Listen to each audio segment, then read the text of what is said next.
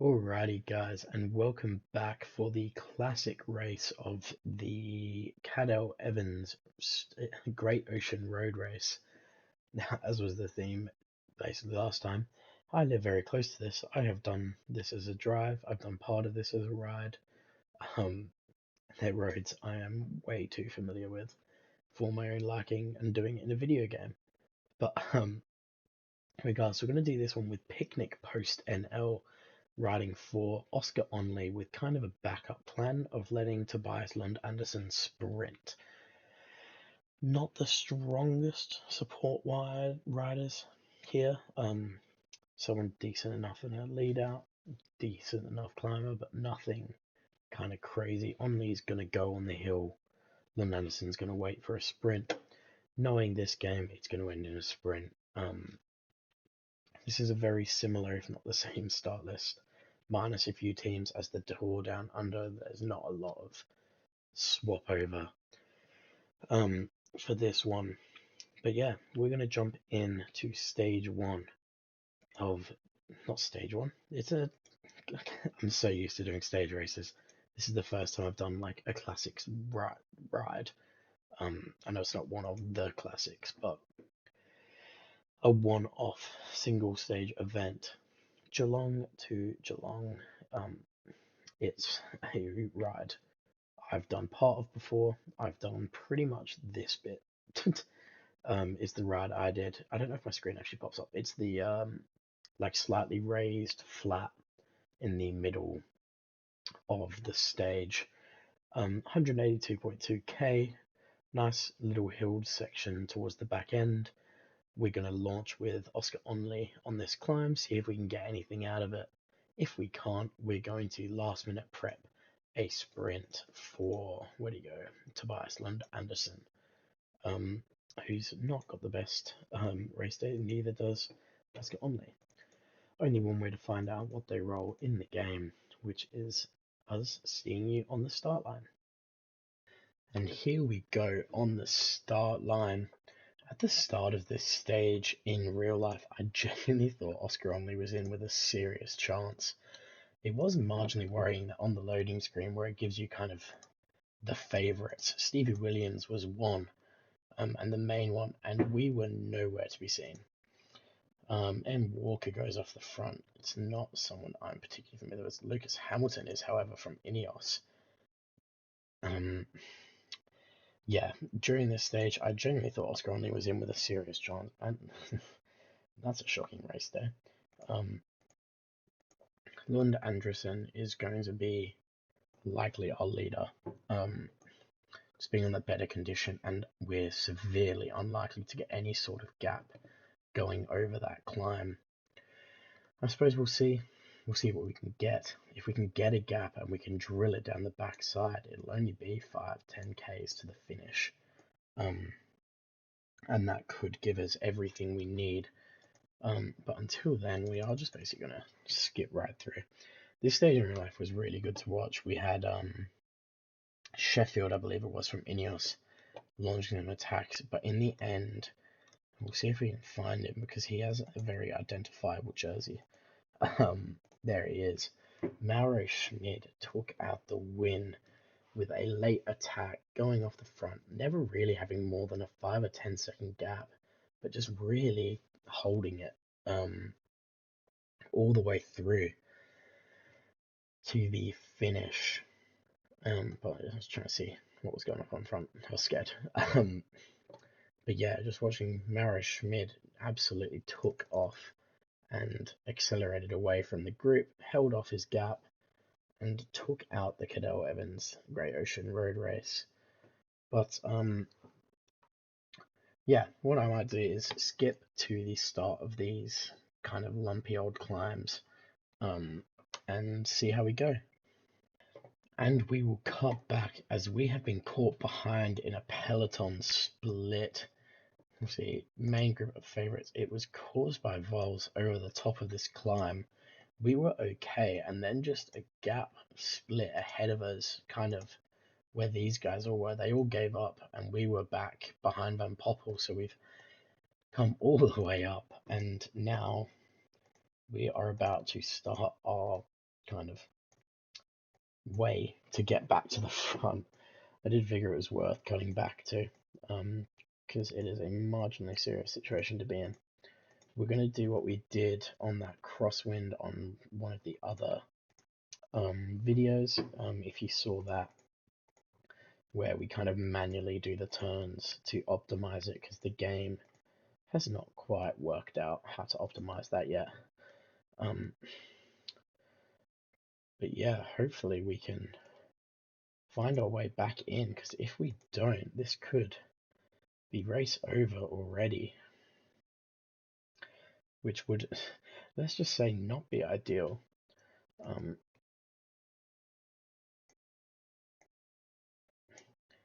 Getting us agonizingly close there. We have a 37-second gap to close, and that's to the front of that group, but they are drilling it, and in theory shouldn't be able to kind of continue at that pace for as long as we can, given we have more riders working at that pace. So far, that plan is not particularly working. I will say. We will see how we go, because we are slowly but surely getting ourselves closer. Up this hill, we are going to absolutely drill it. Once we get up, I might actually see if we can keep this group behind anyway, because it's got Corbin strong in it, who's a massive, massive challenger. Vanderlee, wrong Vanderlee anyway. Durbo is the Australian national champ, which, if you saw that race, was an interesting one. And then all these boys, Casper Pedersen back here, who's been really mugged off with his stats for someone with the pedigree he has. But yes, we're going to fight our way back onto this group, which we have very, very nearly done. And are going to continue trying to do. And we're not going to let these guys mess us up. We're going to do what we can to get up to the front, as we don't want to get another split, which feels like it might be likely. And Edmondson is getting Onley and Lund Andersen too far back. Please don't split again. Liam Reiser is going to do everything he can to stay in this extremely front group. Eddie's going to do what he can to make sure we all get up and stay up. Have we finally gotten to where we need to? I think we have. Everyone in the front group, Eddie Edmondson and Vandenberg, are going to ride at 85 to keep those groups behind us, because we even managed to drop a few of these back. Vols, Gregor Morberger, Samuel Watson, Magnus Sheffield going out the back. Well, I assume they might be riding for Geraint, or I doubt either. They probably ride for Quiato. But yeah, we're going to stick these guys on the front and these guys protecting. And then we shouldn't have to worry about the pace. The pace should be high. The pace should keep everyone where they need to be. Jesus Christ. Why? Someone is drilling it. Valeria Contri attacking. Patrick Conrad attacking. Still these three out front. Renard, kind of a non-deal. Conchi and Conrad are going with 30 odd Ks to go. We're confident we have our three riders on the front, making sure we have some tempo in the group. And we'll just slowly look to bring back as when Popple goes. It's all kicking off. As we go up this hill again, these two need to be further to the front, as there's attacks going left, right, and center. Only might go and just bridge that gap straight away. Get up.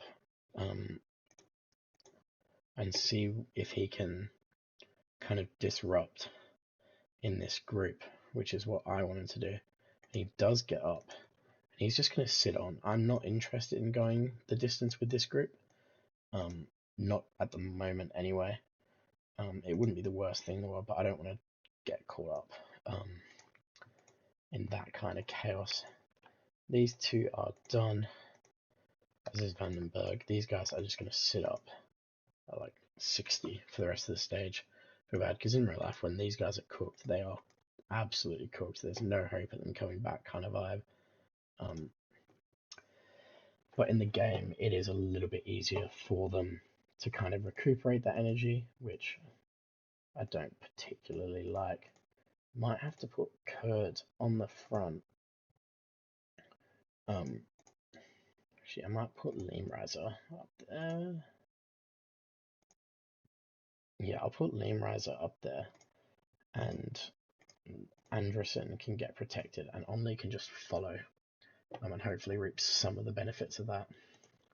Bettiol up the front, Stevie Williams up the front, Pacher, Coates. We're not overly worried. We just want to make sure there is some pace in the group to prevent attacks like that. So just sticking Limriser on the front, helping us keep kind of the secondary peloton behind, which should hopefully have all of those riders. We dropped Lewis Askey, Geraint Thomas, so he dropped back as well, because he was in this front group, but Sheffield has made his way back. Hopefully Limriser does enough. We need water. So I've got Limriser going after water, although he might struggle to find his way back. He will. That's probably a bad call by me, but that's okay. As we come up to this, I want to get some degree of like a lead out going, even though I know that might not necessarily work. I will still want it there. Limriser does his job and sits up for the stage. Everyone but Code's got waters, but that's okay. These guys can get their water like that. Here we are at the base of the climb. Kurt is going to do what he can. Onley is going to lead Anderson up over the climb. There goes Onley. If he does look like he might get a gap going over, then we might give him a bit of freedom. Doesn't look like he's going to get one, but can we force some sort of split over the top? Lund Anderson kind of follows as best as he can. Onley goes and then tries to force a split. We do force at least a small one. Maybe? No, that's still the group from earlier. I don't think we're getting a split, so we settle into a tempo. Stay near the front and prep our strength for Tobias Lund Anderson. Secondary thing, Onley is going to jump on any attacks. Who do we want Lund Anderson on the wheel of? Who do I trust to survive? Quinton Pacher is going to be the wheel he sits. Oscar Onley is going to ride the front and do the chasing of attacks and late attacks at that. Still waiting. If I see anyone go, we will start kind of worrying. Nick Schultz starts going. Onley might get to sprint in his own right. Is that Mosca? Yes, I might bring Lund Anderson up to the wheel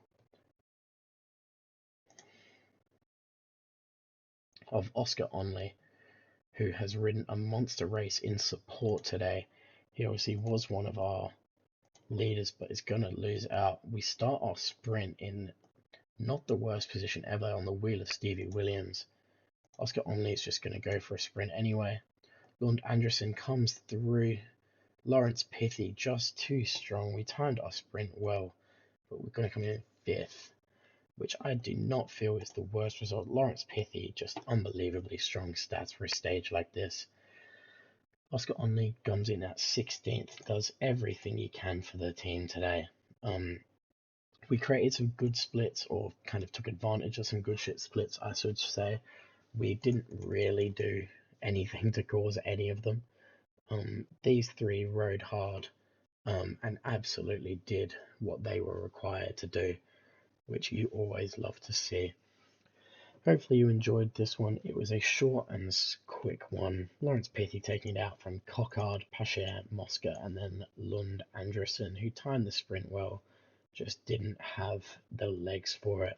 Oscar Onley rode a monster race, locking down things at the end, right in the front, and still providing a lead out of sorts for Lund Anderson. But anyway, hope you enjoyed, and we will be back. I think next one might be Etoile de Bessèges. But don't hold me to that. Like, subscribe, comment, whatever you feel like you want to do, and hope to see you guys soon.